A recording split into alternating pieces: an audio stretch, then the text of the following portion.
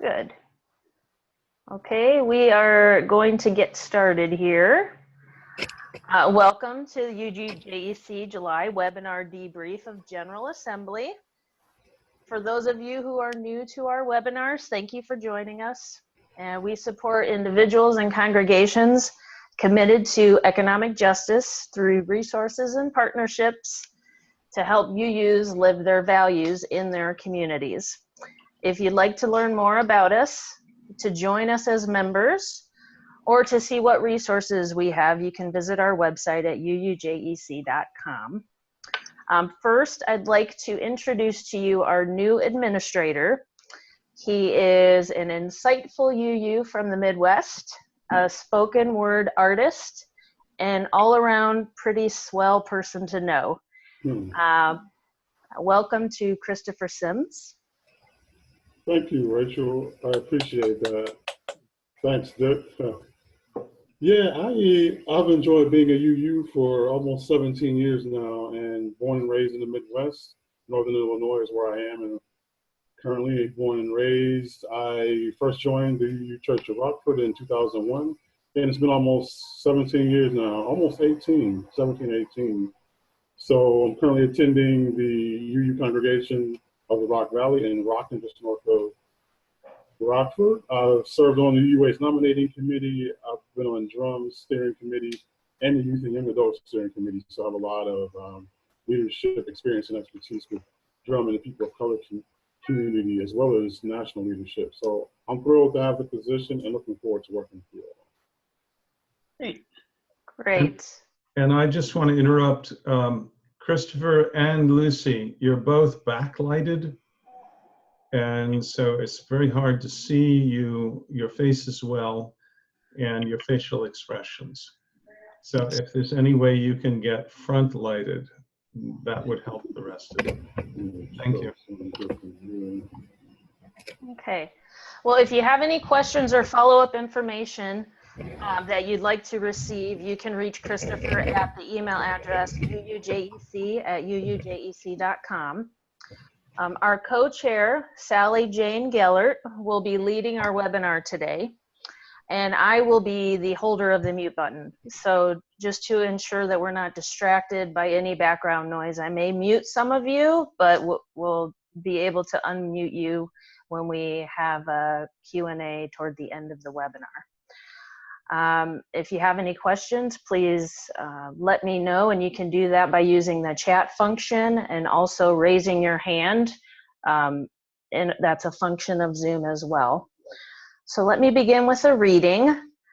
Since his birthday was 2 days ago, it's from Nelson Mandela. For to be free is not merely to cast off one's chains, but to live in a way that respects and enhances the freedom of others. And that's Nelson Mandela. Okay, Sally? All right. I have prepared some slides, so as much to help me remember what we want to talk about as anything else. So let me get that. There we go. All right, so welcome. Here we all are. GA, of course, is business and workshops and all kinds of good things. I'll start with the bylaws, that changes that were passed. We are making the language gender neutral. We are changing the youth observer positions to youth trustees with voting rights. And we are simplifying and shortening the Commission on Social Witness processes. All of these were passed. These were suggested by the UUA board. There were also changes proposed by other organizations, by Larita, to give grants, to grant delegate status to active members who are employed or emeritus employees. Similarly to the way we give ministers delegate status, because generally religious educators are not members of their congregations or societies and would not have another way to be a delegate. The Joseph Priestley District proposed requiring the Board of Trustees to establish a means of communication That was voted down, oddly, because that was something that the congregations, fellowships, and societies within the district had required their board to do in order to dissolve the district. So hopefully they'll all work that out. But onward.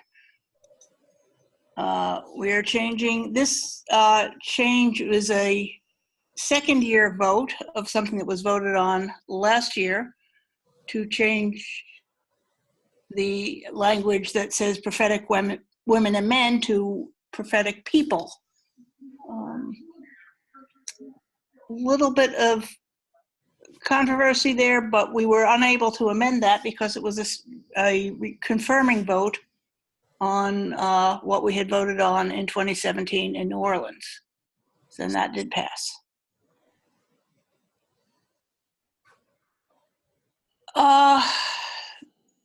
The Congregational Study Action Issue process lost a year, just compressing it a little bit to remove, I think, a study year. And there also changed a lot of the specifics of proposing actions of immediate witness and how the action of immediate witness process happens is being moved out of the bylaws. It will go on to the proposer's guide on the CSW page on the UUA site. When I prepare these slides, it has not been updated. I haven't checked in the past couple of days, but ultimately that's where we're supposed to go to find out how to do things.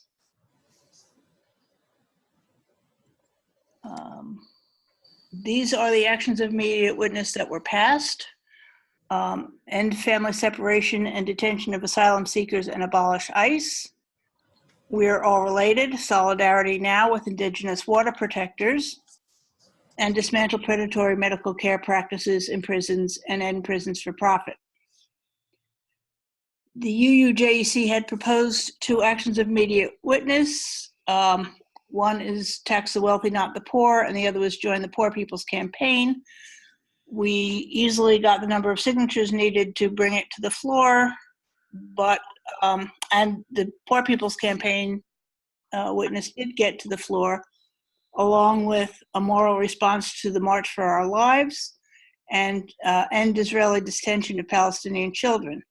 However, bylaws say we could only support 3.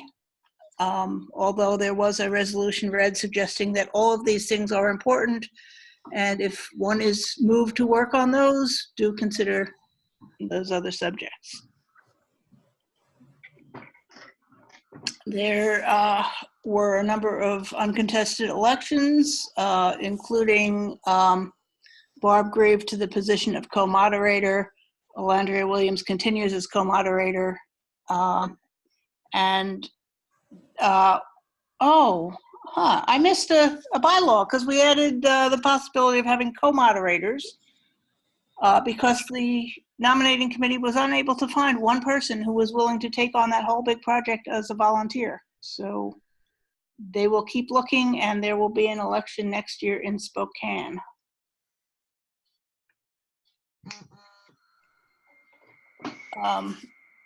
Report on funding of the Black Lives of UU, the Promise and Practice campaign.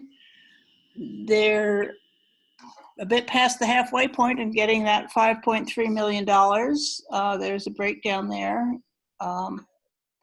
310 different groups have contributed so far. There's a fact frequently asked questions on the UUA site, and I just did a short link because it goes on forever.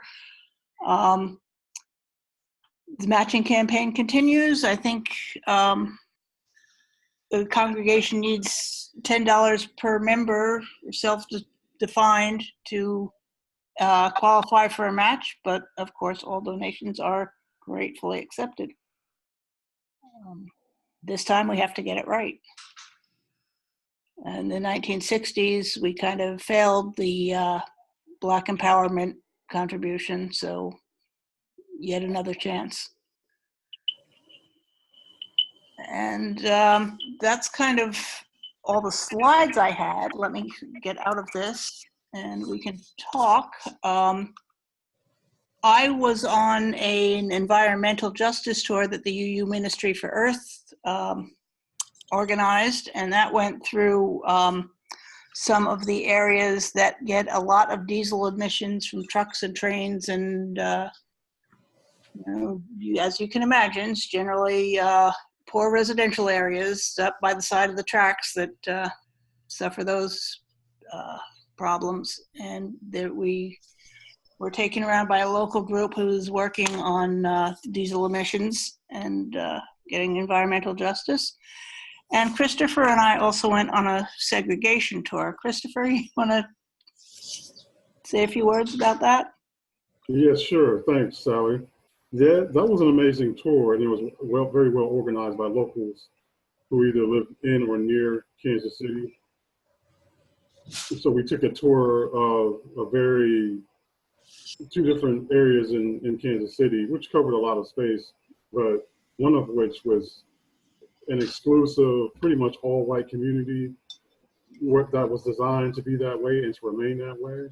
And then we went over to a community where there's some struggle going on, but they're working on some equity over there, and hopefully it'll get better. I think it is getting better, but it was amazing to see how much difference there were between both communities. And the very rich community, developed by a guy with the last name Nichols, I believe. Yeah, J.C. Nichols. J.C. Nichols, yeah, he not only designed that community in Kansas City, the Missouri-Kansas part, just the same, to be that way, but he also went over to other states and cities and helped develop the same thing. So he was rewarded for his ability to not only to segregate and divide, but also, it raised money for a certain part of the city. So the city's benefited from that, and people in power did. So he was able to not only do that there, but he also created it and developed it in other places. So it was really, we learned a whole lot. We got to ask questions. The women who facilitated the dialogue and did the touring, they were able to share a whole lot of information. We saw some houses that were very affluent and amazing. But that's what happens when people solely focus on one certain area and not provide the same resources to other parts of the city. So it was probably one of the best tours I've been on, if not the best. And I learned a whole lot. And I think everybody learned a whole lot. And we took a lot away from that particular tour. Yeah, it was also nice to see the Ivanhoe Community Center in the less affluent area, where the gentleman who started it had moved in, not realizing how bad it was, and decided with lots of prayer, they kept telling us to that they were going to improve the community, and they really have done a great job. Community gardens and all. Is it time for some comments? Absolutely. Enough of my voice. Well, to go back to some of the GA things, some of us have been concerned with the AIW process for some time, and the result of the bylaws will be that the Commission on Social Witness will decide itself what the proposer's guide is going to look like, how the whole process is going to function. The bylaws only require that there be that the 3 AIWs be passed at the end if there's votes. There's no requirement for signature gatherings. Technically, you could even do it without mini assemblies. You wouldn't have to maybe have 6 qualifying for a vote. There are a number of standard practices now that could be changed. And some of us are concerned that in the past, there's been very little public discussion of proposals like this. And we want to have an input. So I think Sally and I and some others will be working on getting a letter to the Commission on Social Witness saying we'd like to be part of your discussions as to what's going to be in the proposer's guide. And we'd hope that some of that could have actually been in a revised bylaw. But right now, for example, the Commission on Social Witness is responsible only to the General Assembly, not to the UUA board, although some of the members are appointed by the UUA board. So there's no clear process of accountability or even a clear public process. So we're going to, first thing is we'll ask for a clear public process where groups like us can have input. If they have some proposals, they get some feedback before they come out with a new proposals guide. Yeah, they say that we're limited to only choosing 3 of 6, and we could actually affirm a whole bunch more if we had a different process. We have been asking some of us for online pre-GA way to communicate on some of these issues and get things rolling before we get out there, and they've been silent on that. So Yeah. instead they just kind of took it all out. Yeah, and at this GEA, I was there and I actually talked to Susan Gellert, chair of the Commission on Social Witness, on some of my concerns, and she didn't really have a clear answer. She sort of hemmed and hawed, and but didn't like say, well, here's the process we're going to do, and here's how you can be involved.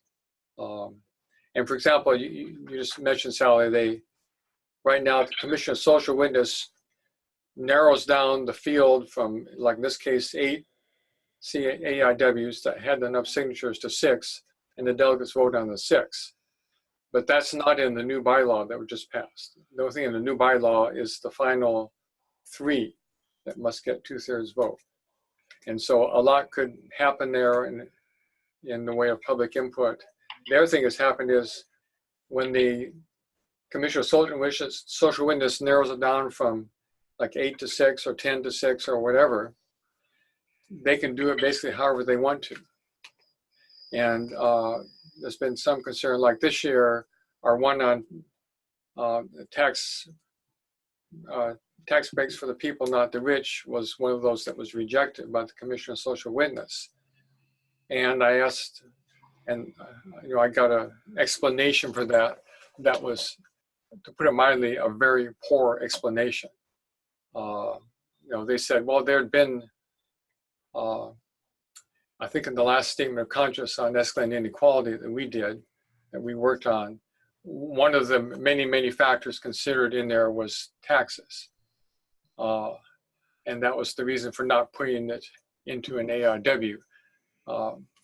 But that's kind of an absurd reason, because taxes have not been actually a major topic of any statement of conscience or any action meeting witness in probably the last 10, 20 years. I checked back 12 years. And in this case, in the last statement of conscience, it was just one of many, 20 or 30 different things in there.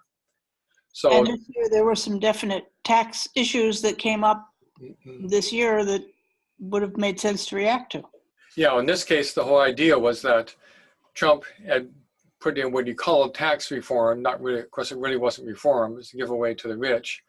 And there was an opportunity come the fall elections, if Democrats can retake the House and maybe the Senate, to actually revisit some of those tax breaks for the rich and maybe change those. So it was, in that sense, we had a real good issue that a lot of people were concerned about.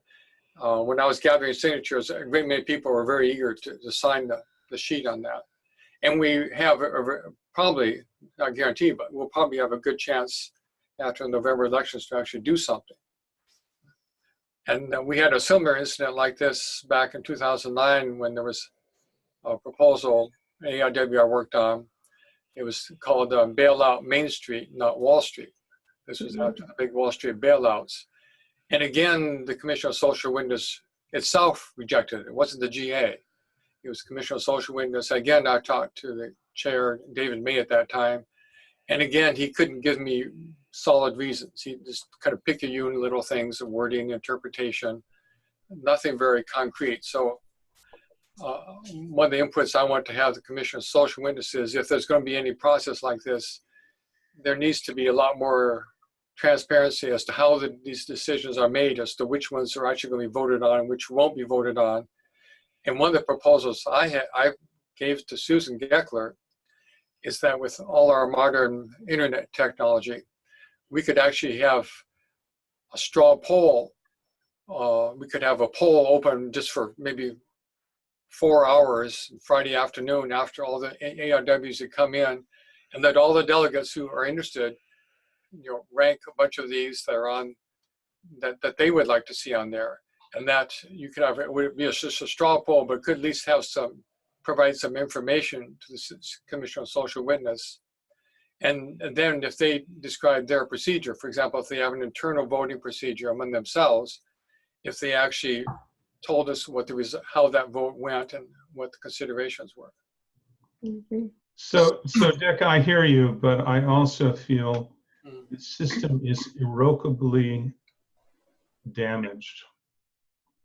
And I am much more interested in talking about what we accomplished through table talks, what we accomplished through partnering with UUSJ, the QSANs, and others to find a way around this.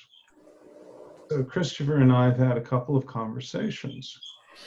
And one of the great things UUJEC is doing is getting to the heart of the problem. If we continue to support economic inequity and political inequity, then we won't address all the other inequities going on.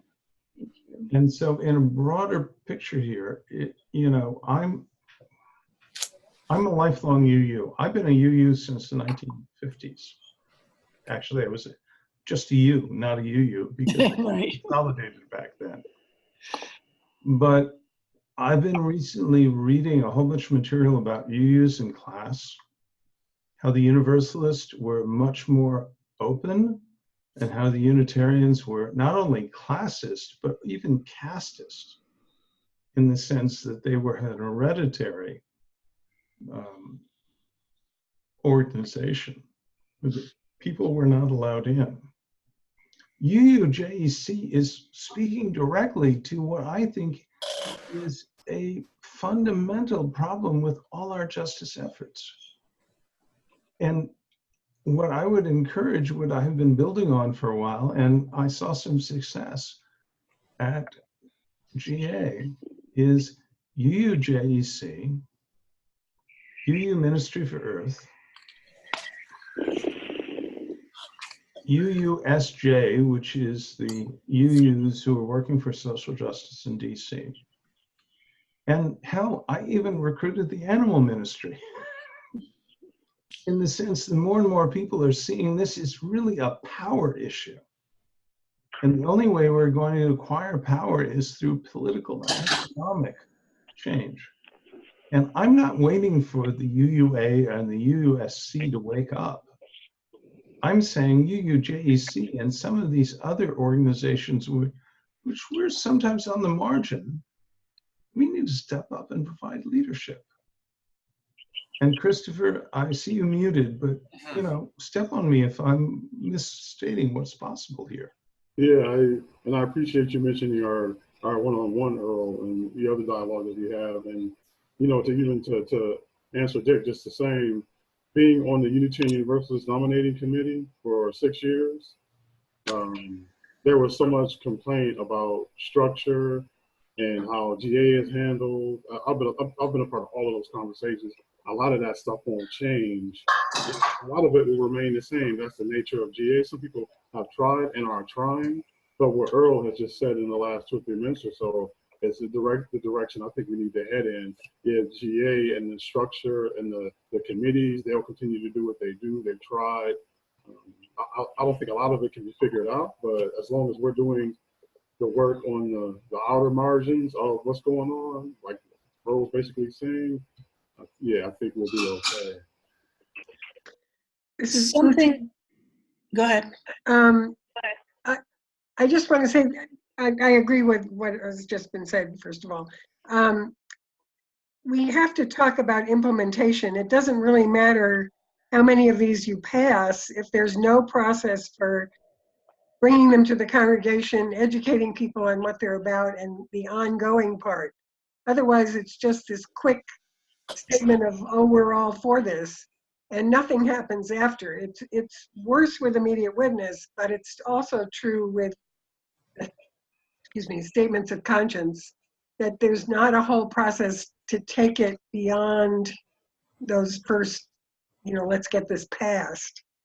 And I think what we do is that we are still trying to work on our own statement of conscience to get it implemented. But I almost don't care about the other process if there's no follow-up. So Yes and let me no. just I have a respond comment to on that, too. and then I will fall back in the stack. Listen, I spent nearly all of GA hanging out with a UCC minister. And several people have said to me, only if UUJEC could be like UCC. And I've gone sort of like, I don't understand. But the one thing he mentioned to me that I really wanted to take home was, in UCC, when they have their every other year annual, national meetings, people argue with one another. They're in high conflict, and they never walk out of a workshop with an action plan. And he didn't see any of that at GA. And now I'll shut up. Okay, I'm respond to what Lucy is saying, because I totally agree. The AIWs are a one-shot thing. I disagree.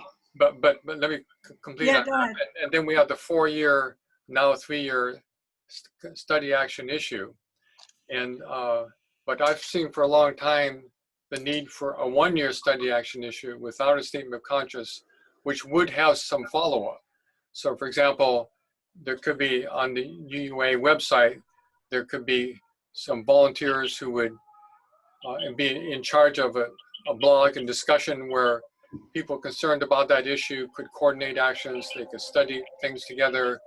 It wouldn't have to be all a UA staff person could maybe just sort of monitor everything, but you could actually get volunteers to actually run something for a year and really get some actions happening across churches, across the UUA.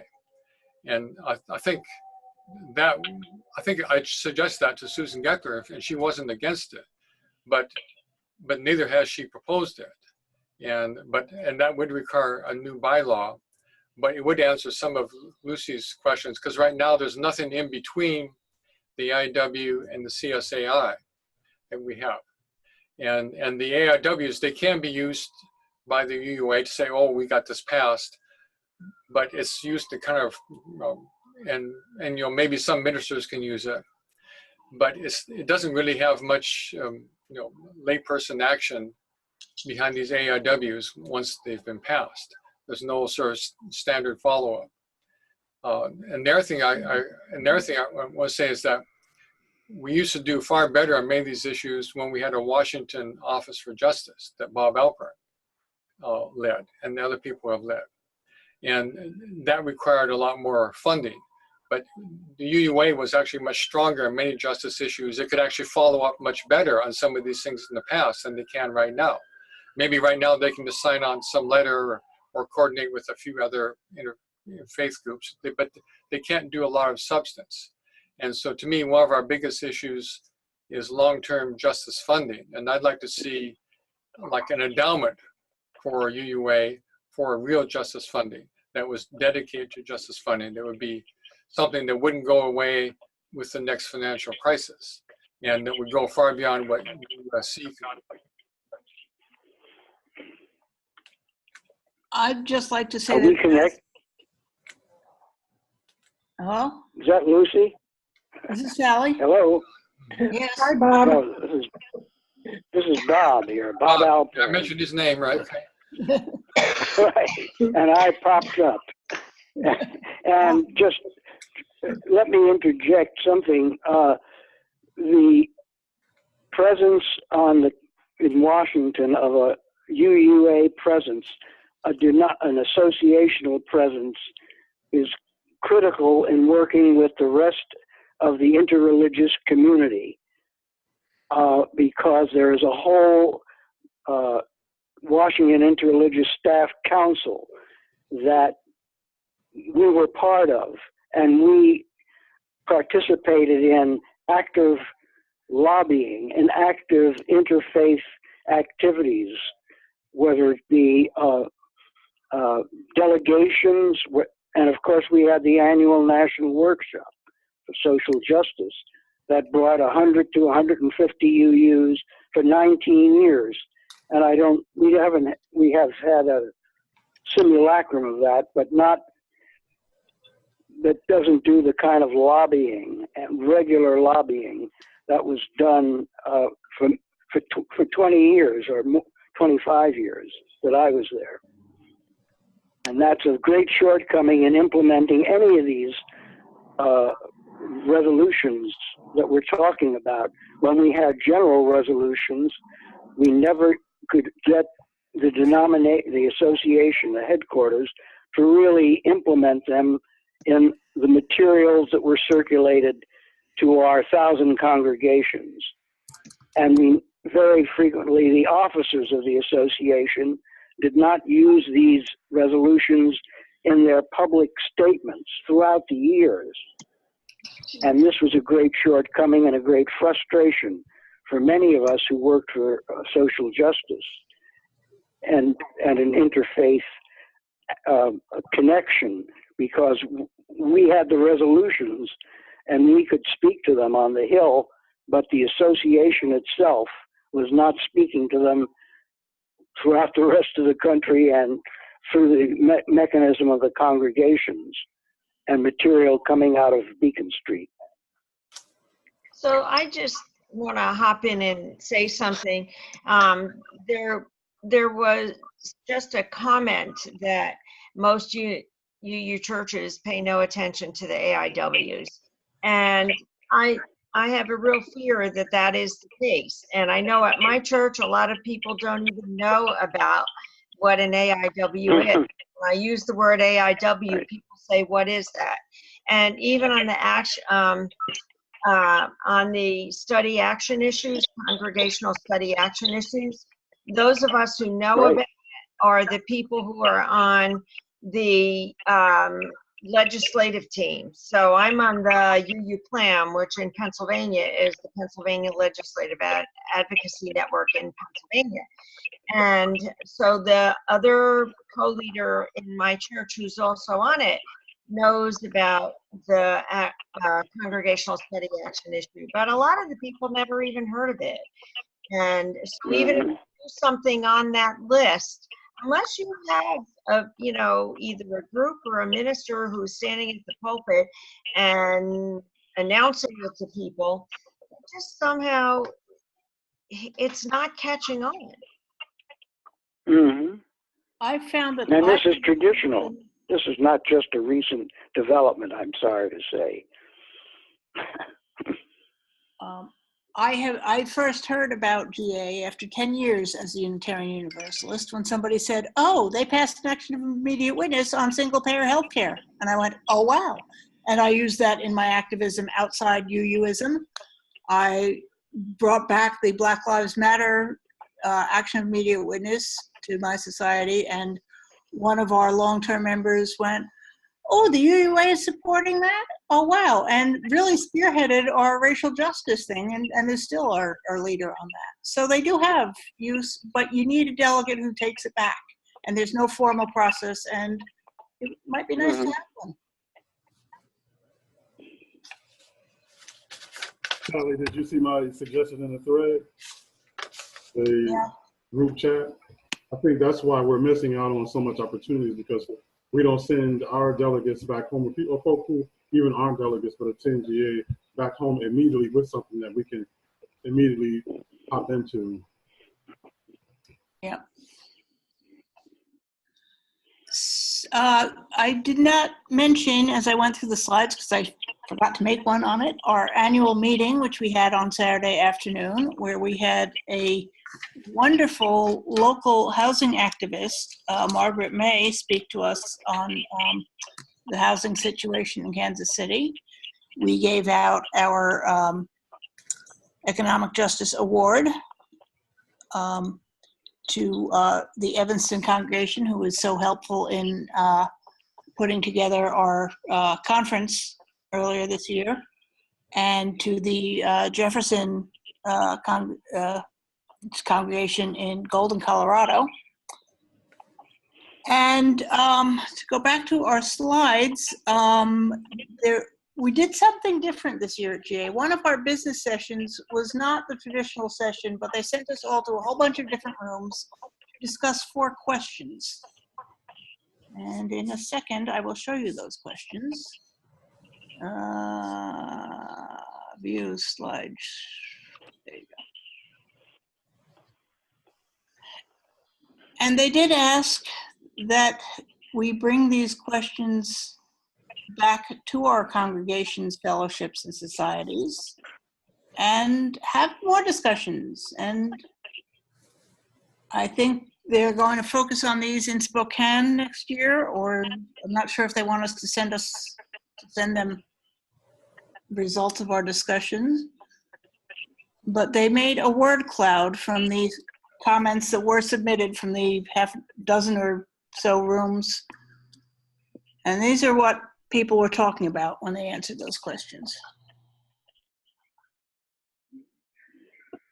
Yeah, I'd be on stack. Millie, do you have a question? Just a comment. Responding to things that Earl and Christopher said earlier, that it occurs to me, just from my experience with these issues, that there's a tendency in the UUA to counterpose class issues, economic justice issues, to racial issues, rather than see them as intersectional.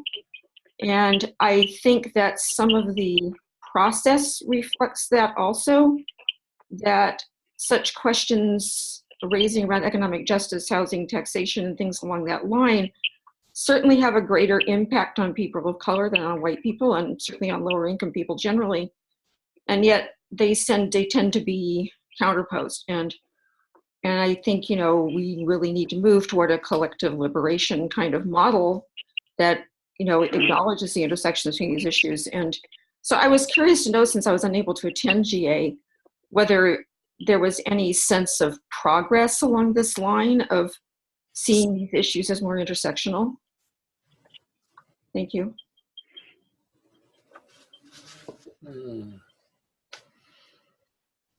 I don't think there was much progress myself. I got the feeling there was a lot of sort of identity politics, rather than seeing how things actually can work together in a productive way. Because, for example, we have not just struggling African Americans, we have a whole class of really, really poor whites, you know, the hillbillies, the ones they call the white trash in the South, a lot of others who are, you know, who are also suffering.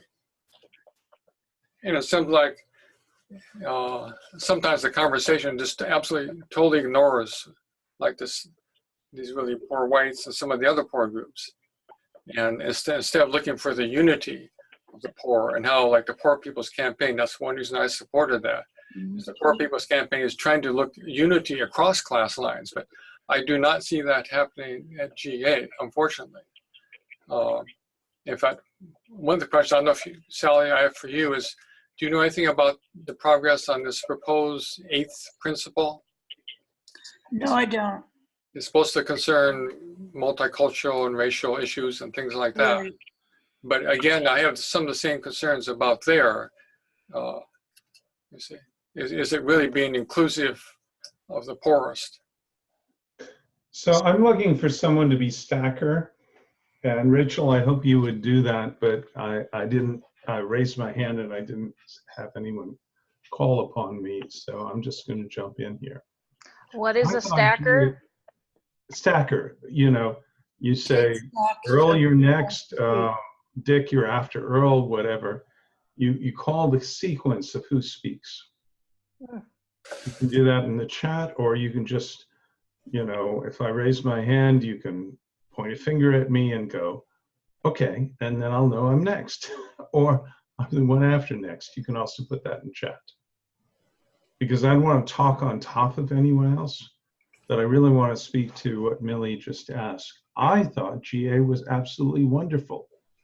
But my expectations have been reduced dramatically over the years.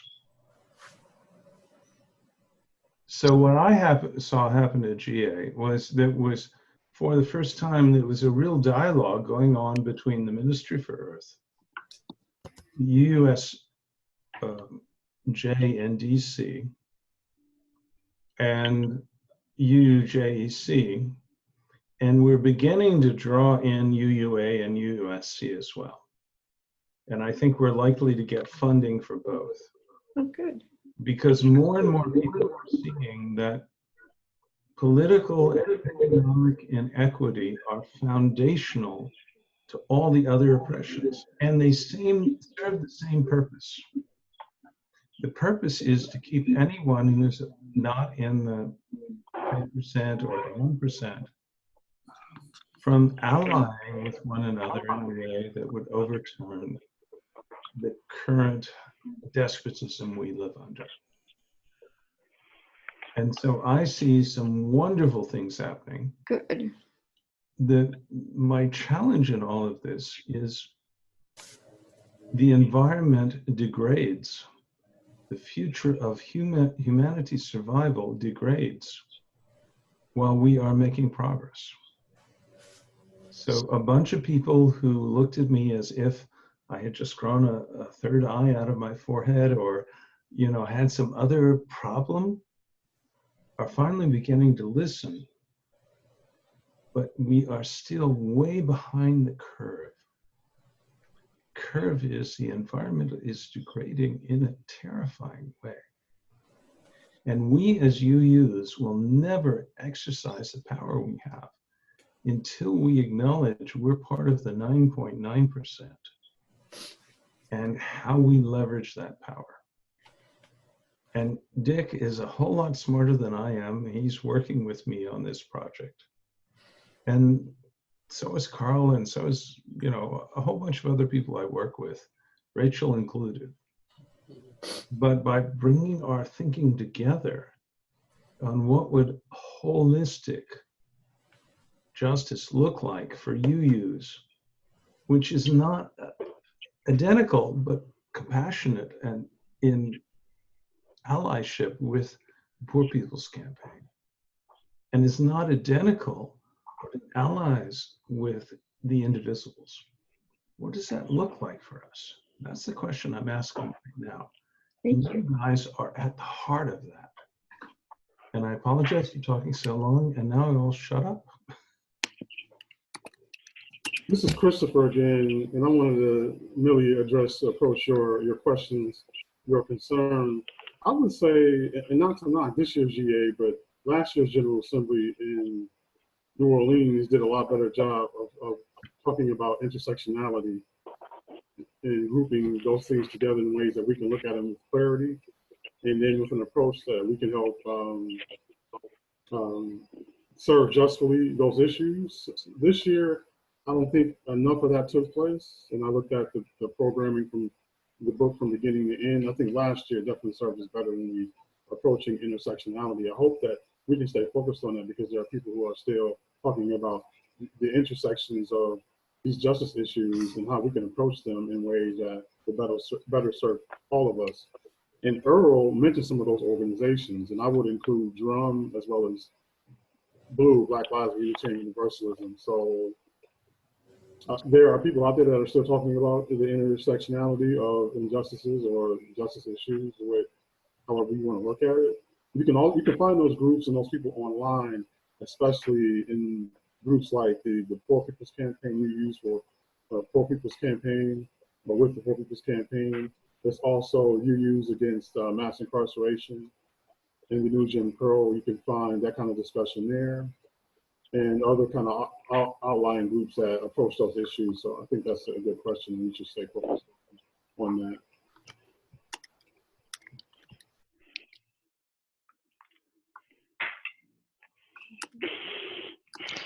Sally, do you have anything else you'd like to cover?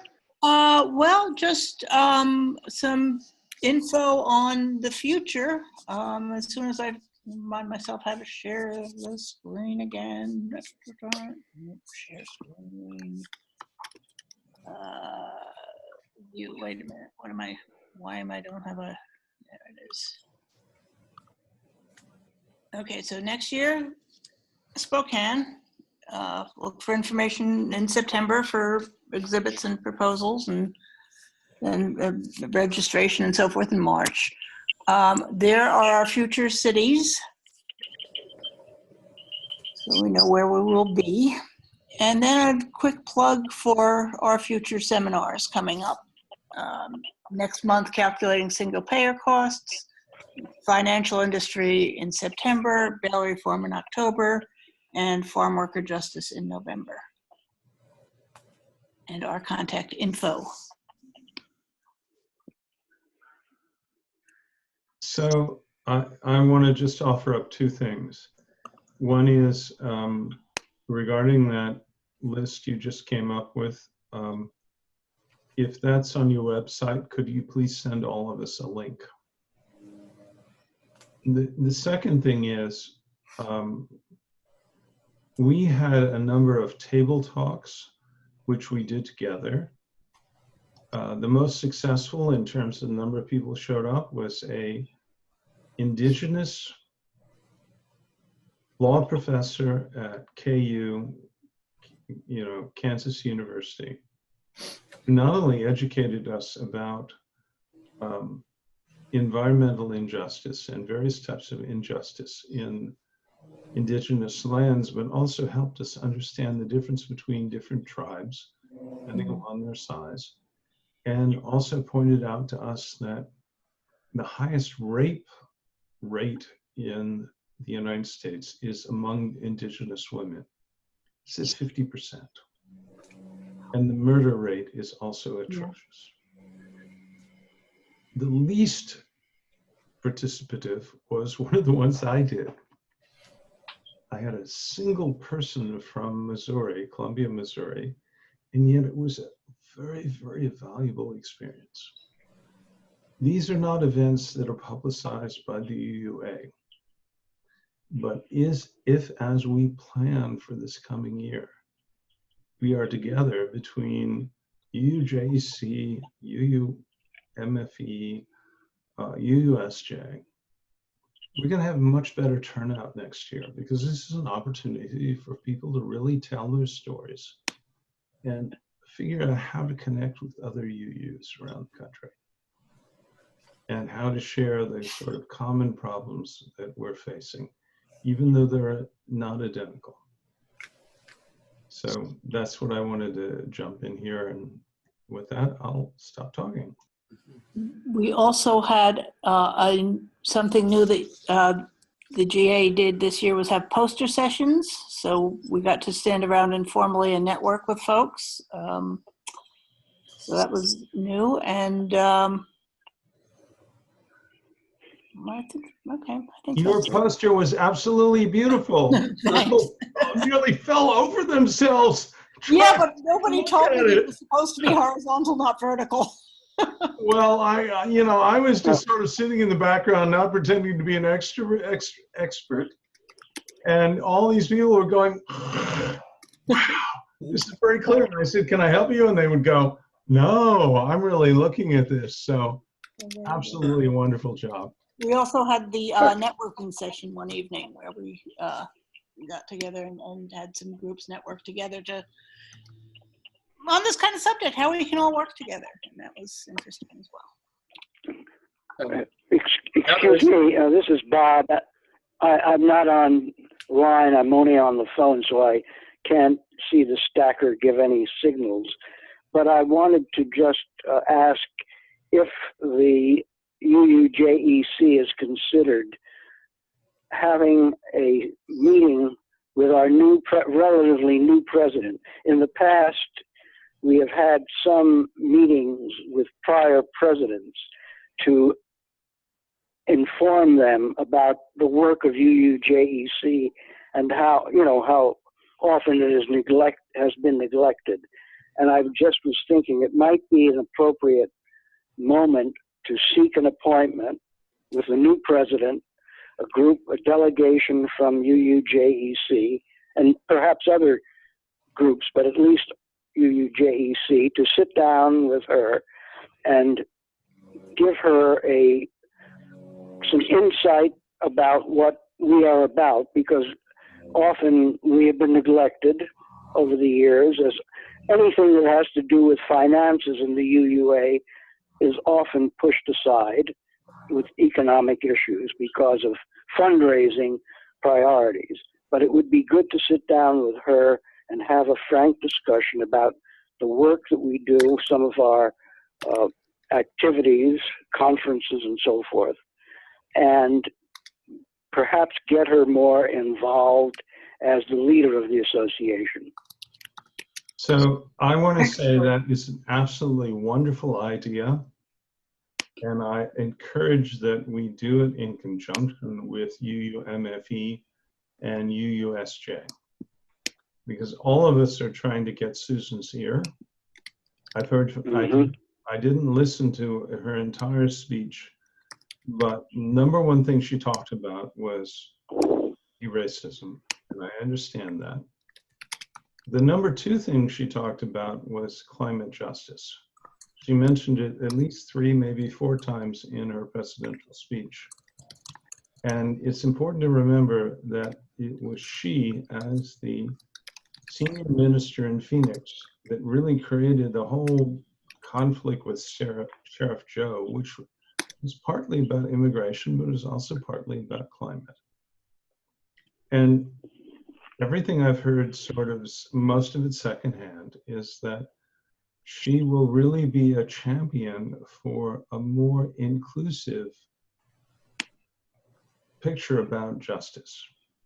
But I think we're going to have more leverage if we bring not just UUJEC, but UUMFE, UUSJ, maybe some of the Q stands, others on board, so that when we go to see Susan, we have a critical mass of organizations which are saying, God, we need to do something about this. That's just a suggestion. I'm not in charge here, but just something to consider. And with that, I'll sign off. I had one thought on that, is that if we do a conference next year, we could maybe try to work something like this into that conference. It was invite Susan Gray to come. I would also consider inviting the co-moderators. In fact, I talked to both of them in GA about our affiliate status, which is still on hold after 10 years or so. And they are planning to reconsider that following Jim Key's lead this winter. And so they know we're interested, and we could maybe have something where we involve them as well as Susan Gray, because we need to remember that the moderators are actually the chairs of the board, not the president. The president is not the CEO, and that's been a big issue in the past. So we need both of them on board. And in this case, we could come out with a new kind of affiliate status. I forget the name that Jim Key was proposing, but it might be beneficial to us and many others.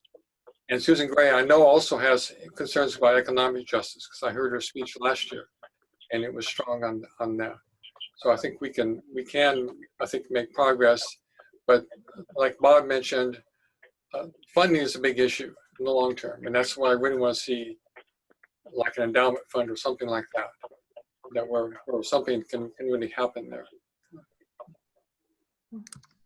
I'd also like to bring attention to Susan's post in the chat group that she is a part of UUs for Justice in the Middle East and would like to be a part of the discussion with the reform of the AIWs.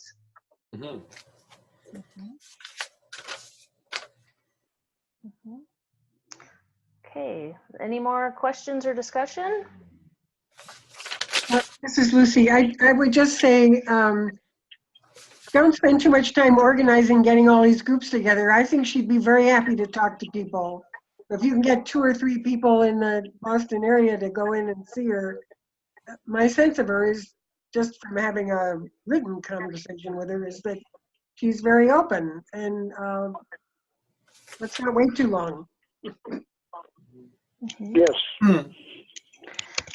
Well, just to provide an additional update about our webinar series. We're going to be hosting these the second Thursday of every month. Our next one is August 9th. And if you're interested in healthcare justice, it's going to be a pretty interesting one. There's a person in New Mexico who worked to create a calculator to determine financial costs for folks if we had a Medicare for All system. So he is our webinar presenter for August 9th. And he will walk us through how to use this calculator, how it came to be, and how we can use it. We'll have emails that go out in the next few weeks to let you know the dial-in information, and please share that with your congregations and your community so that more folks can be involved. And now for our closing reading, again by Nelson Mandela. Poverty is not an accident.